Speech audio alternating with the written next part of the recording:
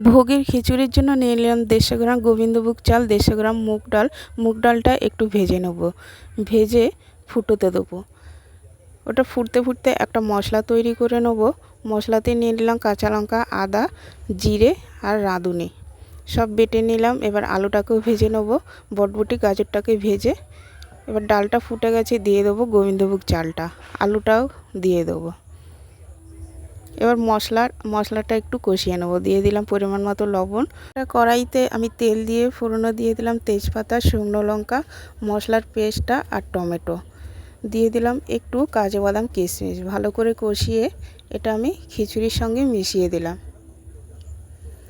সেদ্ধ হয়ে গেলে ওপর থেকে দিয়ে দিলাম গাজর ভাজা আর বটবটি ভাজা হয়ে গেছে। এবার আমি লাস্টে দিয়ে দেবো গরম মশলা, ঘি আর ভাজা মশলা দিয়েই নামিয়ে নেব। তৈরি ভোগের খিচুড়ি।